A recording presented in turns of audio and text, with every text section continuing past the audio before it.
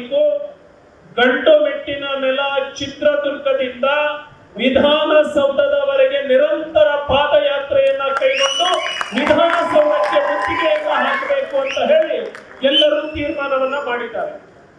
ಹಾಗಾಗಿ 22ನೇ ತಾರೀಕು ಇಲ್ಲಿ ಪಾದಯಾತ್ರೆ ಪ್ರಾರಂಭ ಆದ ಮರುದಿನನೇ ಸರ್ಕಾರ ಈ ಹೋರಾಟಗಾರರ ಹತ್ತಿರಕ್ಕೆ ಬರಬೇಕು, ಸರ್ಕಾರ ನಮ್ಮ ಬೇಡಿಕೆಗೆ ಸ್ಪಂದಿಸಬೇಕು ಅನ್ನುವ ರೀತಿ ಹೋರಾಟ ಆಗಬೇಕು ಅಂದ್ರೆ ಕನಿಷ್ಠ 1 ಲಕ್ಷ ಜನ ಪಾದಯಾತ್ರೆಯಲ್ಲಿ ಭಾಗವಹಿಸಿದ್ರೆ ಮಾತ್ರ ಇದು ಯಶಸ್ವಿ ಆಗಲಿಕ್ಕೆ ಸಾಧ್ಯ ಇದೆ. ಹಾಗಾಗಿ ವೇದಿಕೆ ಮೇಲೆ ಇರುವಂತಹ ಎಲ್ಲ ಮುಖಂಡರು, ಇಲ್ಲಿ ಆಗಮಿಸಿರುವಂತಹ ಎಲ್ಲ ಜಿಲ್ಲೆಯಿಂದ ಆಗಮಿಸಿರುವಂತಹ ಮುಖಂಡರು ತಾವು ಜವಾಬ್ದಾರಿಯನ್ನ ತೆಗೆದುಕೊಂಡು ಚಿತ್ರದುರ್ಗ ಒಂದೇ ಜಿಲ್ಲೆಯಿಂದ ಕನಿಷ್ಠ 25,000 ಜನ ಇಲ್ಲಿಂದಾನೇ ಬರಬೇಕು. ಸುತ್ತಮುತ್ತಲ ಜಿಲ್ಲೆಯಿಂದ ಬಳ್ಳಾರಿ, ಈ ಕಡೆ ತುಮಕೂರು, ಈ ಭಾಗದ ದಾವಣಗೆರೆ, ಈ ಭಾಗದಿಂದನೇ ಹೆಚ್ಚಿನ ಸಂಖ್ಯೆಯಿಂದ ಬರಬೇಕು. ಕರ್ನಾಟಕ ರಾಜ್ಯದ 31 ಜಿಲ್ಲೆಯಿಂದ ತಾಯಂದರ ಜೊತೆಗೆ ನಾವೆಲ್ಲರೂ ಸೇರಿ ಮನೆಯಲ್ಲಿ ಹೇಳೇ ಬರಬೇಕು, ನಾವು ಹೋಗ್ತಾ ಇದ್ದಾವೆ, ಒಂದು ಈ ಸರ್ಕಾರವನ್ನ ಬಗ್ಗಿಸಿ ನಮ್ಮ ಮೀಸಲಾತಿ ಹೆಚ್ಚಿನ ಪ್ರಮಾಣವನ್ನ ಪಡ್ಕೊಂಡೇ ವಾಪಸ್ ಬರ್ತವೆ ಅಂತ ಹೇಳಿ ಮನೆಯಲ್ಲಿ ಹೇಳಿ ಹೋರಾಟಕ್ಕೆ ಬರಬೇಕು ಅಂತ ಹೇಳಿ ನಿಮ್ಮೆಲ್ಲರಿಗೂ ಕೂಡ ಕರೆಯನ್ನ ಕೊಡ್ತಾ ಇದ್ದಾವೆ. 22ನೇ ತಾರೀಕು ಪ್ರಾರಂಭ ಆಗುವಂತಹ ಪಾದಯಾತ್ರೆ ಮುಂದೆ 27ನೇ ತಾರೀಕು ವಿಧಾನಸೌಧವನ್ನ ಮುತ್ತಿಗೆ ಹಾಕೋದಕ್ಕೆ ತೀರ್ಮಾನವನ್ನ ಕೈಗೊಂಡಿದೆ ಇವತ್ತಿನ ಸಭೆ ಅನ್ನುವಂತಹ ನಿರ್ಣಯವನ್ನ ಹೇಳ್ತಾ ಇದ್ದಾರೆ. ಆದ್ರೆ ಈ ರಾಜ್ಯ ಸರ್ಕಾರಕ್ಕೆ ನಾವು ಸೂಕ್ಷ್ಮವಾಗಿ ಎಚ್ಚರಿಕೆಯನ್ನ ಕೊಡ್ತೇವೆ. ಈ ಸರ್ಕಾರ 27ಕ್ಕೆ ಬೆಂಗಳೂರಿಗೆ ಪ್ರವೇಶ ಮಾಡುವವರೆಗೆ ವಿಳಂಬವನ್ನ ತೋರಲಾರದೆ, ಅದನ್ನ ನಿರ್ಲಕ್ಷ್ಯವನ್ನ ಮಾಡಲಾರದೆ 22 ಮತ್ತೆ 23ನೇ ತಾರೀಕಿಗೆ ಈ ಸರ್ಕಾರ ಹೋರಾಟಗಾರರ ಬಳಿಗೆ ಬರಬೇಕು. ದಲಿತರ ಹೋರಾಟದ ಪರವಾಗಿ ನೀವು ನಿಲ್ಲಬೇಕು ಅಂತ ಹೇಳಿ ಈ ಸರ್ಕಾರಕ್ಕೆ ಎಚ್ಚರಿಕೆಯನ್ನ ಕೊಡ್ತವೆ. 22ಕ್ಕೆ ಪ್ರಾರಂಭ ಆಗುವಂತಹ ಈ ಪಾದಯಾತ್ರೆ ದಿನದಿಂದ ದಿನಕ್ಕೆ ತೀವ್ರ ಸ್ವರೂಪವನ್ನ ತೆಗೆದುಕೊಳ್ಳುತ್ತೆ. ಇವತ್ತು ಇಂಟೆಲಿಜೆನ್ಸ್ ಡಿಪಾರ್ಟ್ಮೆಂಟ್ ನವರು ಇಲ್ಲಿ ಬಂದಿರ್ತಾರೆ, ಇಂಟೆಲಿಜೆನ್ಸ್ ನವರು ಇಲ್ಲಿ ಕೂತಿರ್ತೀರಿ, ಡೈರೆಕ್ಟ್ ಲೈನ್ ನಲ್ಲಿ ಇಂಟೆಲಿಜೆನ್ಸ್ ಐಜಿ ಎಡಿಜಿಪಿ ಅವರು ಲೈನ್ ಅಲ್ಲಿ ಇರ್ತೀರಿ. ನಾನು ಈ ಸರ್ಕಾರಕ್ಕೆ ಈ ವೇದಿಕೆಯ ಮೂಲಕ ಹೇಳ್ತಾ ಇದ್ದೇವೆ, 27ರವರೆಗೆ ನಾವೇನು ನೆಲಮಂಗಲವನ್ನ ತಲುಪ್ತೇವೆ, ನೆಲಮಂಗಲವನ್ನ ತಲುಪಿದಾಗ ಯಾವ ರೀತಿಯ ಉಗ್ರ ಹೋರಾಟ ಆಗತ್ತೆ ಅವತ್ತು ಕಂಟ್ರೋಲ್ ನಮ್ಮ ಕೈಯಲ್ಲೂ ಕೂಡ ಉಳಿಯೋದಿಲ್ಲ. ಹಾಗಾಗಿ 22ರ ಪಾದಯಾತ್ರೆ 23ಕ್ಕೆ ಇನ್ನೊಂದು ಹಂತಕ್ಕೆ ತೆಗೆದುಕೊಳ್ತವೆ. 22ನೇ ತಾರೀಕೆ ಈ ಸರ್ಕಾರ ಹೋರಾಟದ ಸ್ಥಳಕ್ಕೆ ಆಗಮಿಸಬೇಕು. ನೀವು 22ನೇ ತಾರೀಕೆ ಬಂದು ನಮ್ಮ ಮನವಿಗೆ ಸ್ಪಂದಿಸಲಿಲ್ಲ ಅಂದ್ರೆ 23ನೇ ತಾರೀಕೆ ಹೋರಾಟ ಇನ್ನೊಂದು ಮಕ್ಕಳನ್ನ ಪಡ್ಕೊಳ್ಳುತ್ತೆ ಅನ್ನೋದನ್ನ ಈ ಸರ್ಕಾರಕ್ಕೆ ತಿಳಿಸ್ತಾ ತಾವೆಲ್ಲರೂ ಕೂಡ ಈ ಹೋರಾಟದಲ್ಲಿ ಹೆಚ್ಚಿನ ರೀತಿಯಿಂದ, ಹೆಚ್ಚಿನ ಆಸಕ್ತಿಯಿಂದ ತಾವೆಲ್ಲರೂ ಕೂಡ ಭಾಗವಹಿಸಬೇಕು. ನಾವೆಲ್ಲರೂ ಕೂಡ ಈ ಸಮಾಜದ ಅಳಿವು ಉಳಿವಿಗಾಗಿ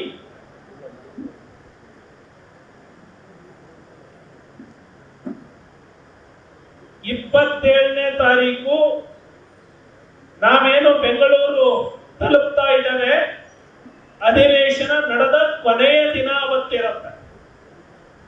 22ನೇ ತಾರೀಕು ಭಾನುವಾರ ಇರೋದ್ರಿಂದ ಭಾರತೀಯ ಜನತಾ ಪಕ್ಷದ ಪ್ರತಿಪಕ್ಷದ ನಾಯಕರು, ಎಲ್ಲ ಮುಖಂಡರು, ಪಕ್ಷದ ಶಾಸಕರು 23ನೇ ತಾರೀಕೆ ಸದನದ ಒಳಗೆ ದಲಿತರ ಪರವಾಗಿ ಪಕ್ಷದ ಧ್ವನಿಯನ್ನ ಎತ್ತಿ ಈ ಸಮುದಾಯಕ್ಕೆ ನ್ಯಾಯವನ್ನ ಕೊಡಿಸುವಂತಹ ಪ್ರಯತ್ನವನ್ನ 23ನೇ ತಾರೀಕೆ ಸದನದ ಒಳಗೂ ಕೂಡ ಹೋರಾಟವನ್ನ ಮಾಡ್ತಾರೆ. 23ನೇ ತಾರೀಕೆ ನಾವು ಕೂಡ ಇಲ್ಲಿ ಹೋರಾಟವನ್ನ ಇನ್ನೊಂದು ಮಜಲಿಗೆ ತೆಗೆದುಕೊಂಡು ಹೋಗ್ತೇವೆ.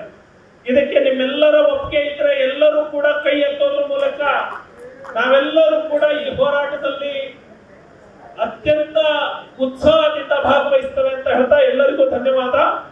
ಸೊ ಭಾನುವಾರ 22ನೇ ತಾರೀಕು ನಮ್ಮ ಹೋರಾಟ ಚಿತ್ರದುರ್ಗದ ಸ್ಥಳವನ್ನ ನಿಯುಕ್ತಿ ಮಾಡ್ತವೆ.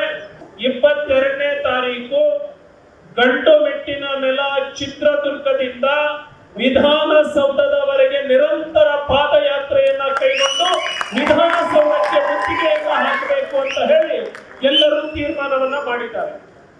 ಹಾಗಾಗಿ 22ನೇ ತಾರೀಕು ಇಲ್ಲಿ ಪಾದಯಾತ್ರೆ ಪ್ರಾರಂಭ ಆದ ಮರುದಿನನೇ ಸರ್ಕಾರ ಈ ಹೋರಾಟಗಾರರ ಹತ್ತಿರಕ್ಕೆ ಬರಬೇಕು, ಸರ್ಕಾರ ನಮ್ಮ ಬೇಡಿಕೆಗೆ ಸ್ಪಂದಿಸಬೇಕು ಅನ್ನುವ ರೀತಿ ಹೋರಾಟ ಆಗಬೇಕು ಅಂದ್ರೆ ಕನಿಷ್ಠ 1 ಲಕ್ಷ ಜನ ಪಾದಯಾತ್ರೆಯಲ್ಲಿ ಭಾಗವಹಿಸಿದ್ರೆ ಮಾತ್ರ ಇದು ಯಶಸ್ವಿ ಆಗಲಿಕ್ಕೆ ಸಾಧ್ಯ ಇದೆ. ಹಾಗಾಗಿ ವೇದಿಕೆ ಮೇಲೆ ಇರುವಂತಹ ಎಲ್ಲ ಮುಖಂಡರು, ಇಲ್ಲಿ ಆಗಮಿಸಿರುವಂತಹ ಎಲ್ಲ ಜಿಲ್ಲೆಯಿಂದ ಆಗಮಿಸಿರುವಂತಹ ಮುಖಂಡರು ತಾವು ಜವಾಬ್ದಾರಿಯನ್ನ ತೆಗೆದುಕೊಂಡು ಚಿತ್ರದುರ್ಗ ಒಂದೇ ಜಿಲ್ಲೆಯಿಂದ ಕನಿಷ್ಠ 25,000 ಜನ ಇಲ್ಲಿಂದಾನೇ ಬರಬೇಕು. ಸುತ್ತಮುತ್ತಲ ಜಿಲ್ಲೆಯಿಂದ ಬಳ್ಳಾರಿ, ಈ ಕಡೆ ತುಮಕೂರು, ಈ ಭಾಗದ ದಾವಣಗೆರೆ, ಈ ಭಾಗದಿಂದನೇ ಹೆಚ್ಚಿನ ಸಂಖ್ಯೆಯಿಂದ ಬರಬೇಕು.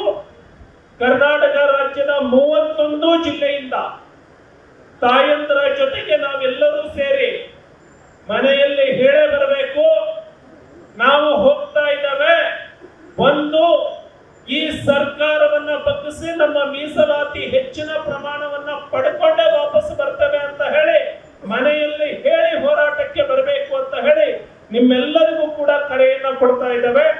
22ನೇ ತಾರೀಕು ಪ್ರಾರಂಭ ಆಗುವಂತಹ ಪಾದಯಾತ್ರೆ ಮುಂದೆ 27ನೇ ತಾರೀಕು ವಿಧಾನಸೌಧವನ್ನ ಮುತ್ತಿಗೆ ಹಾಕೋದಕ್ಕೆ ತೀರ್ಮಾನವನ್ನ ಕೈಗೊಂಡಿದೆ ಇವತ್ತಿನ ಸಭೆ ಅನ್ನುವಂತಹ ನಿರ್ಣಯವನ್ನ ಹೇಳ್ತಾ ಇದ್ದಾರೆ.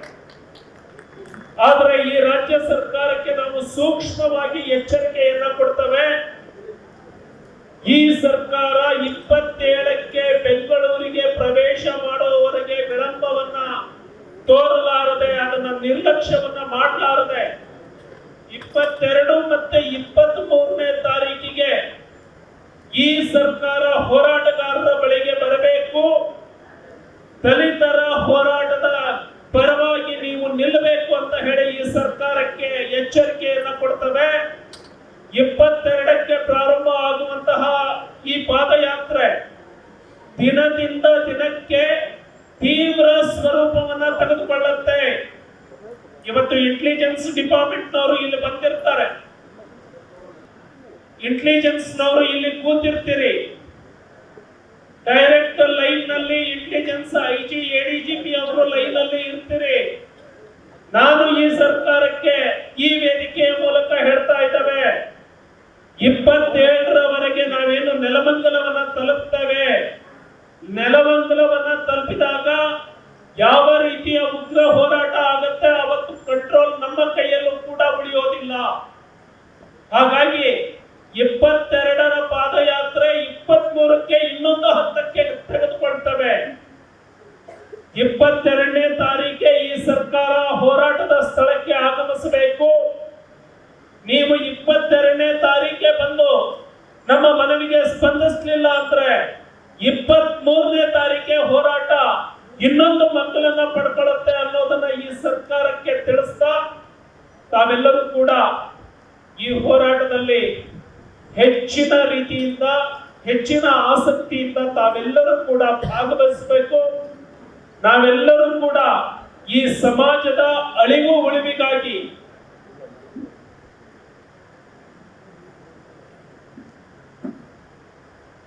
ಇಪ್ಪತ್ತೇಳನೇ ತಾರೀಕು ನಾವೇನು ಬೆಂಗಳೂರು ತಲುಪ್ತಾ ಇದ್ದೇವೆ, ಅಧಿವೇಶನ ನಡೆದ ಕೊನೆಯ ದಿನ ಅವತ್ತಿರುತ್ತೆ. 22ನೇ ತಾರೀಕು ಭಾನುವಾರ ಇರೋದ್ರಿಂದ ಭಾರತೀಯ ಜನತಾ ಪಕ್ಷದ ಪ್ರತಿಪಕ್ಷದ ನಾಯಕರು, ಎಲ್ಲ ಮುಖಂಡರು, ಪಕ್ಷದ ಶಾಸಕರು 23ನೇ ತಾರೀಕೆ ಸದನದ ಒಳಗೆ ದಲಿತರ ಪರವಾಗಿ ಪಕ್ಷದ ಧ್ವನಿಯನ್ನ ಎತ್ತಿ ಈ ಸಮುದಾಯಕ್ಕೆ ನ್ಯಾಯವನ್ನ ಕೊಡಿಸುವಂತಹ ಪ್ರಯತ್ನವನ್ನ 23ನೇ ತಾರೀಕೆ ಸದನದ ಒಳಗೂ ಕೂಡ ಹೋರಾಟವನ್ನ ಮಾಡ್ತಾರೆ. 23ನೇ ತಾರೀಕೆ ನಾವು ಕೂಡ ಇಲ್ಲಿ ಹೋರಾಟವನ್ನ ಇನ್ನೊಂದು ಮಜಲಿಗೆ ತೆಗೆದುಕೊಂಡು ಹೋಗ್ತೇವೆ. ಇದಕ್ಕೆ ನಿಮ್ಮೆಲ್ಲರ ಒಪ್ಪಿಗೆ ಇದ್ರೆ ಎಲ್ಲರೂ ಕೂಡ ಕೈ ಎತ್ತೋದ್ರ ಮೂಲಕ ನಾವೆಲ್ಲರೂ ಕೂಡ ಈ ಹೋರಾಟದಲ್ಲಿ ಅತ್ಯಂತ ಉತ್ಸಾಹದಿಂದ ಭಾಗವಹಿಸ್ತೇವೆ ಅಂತ ಹೇಳ್ತಾ ಎಲ್ಲರಿಗೂ ಧನ್ಯವಾದ. ಸೊ ಭಾನುವಾರ 22ನೇ ತಾರೀಕು ನಮ್ಮ ಹೋರಾಟ ಚಿತ್ರದುರ್ಗದ ಸ್ಥಳವನ್ನು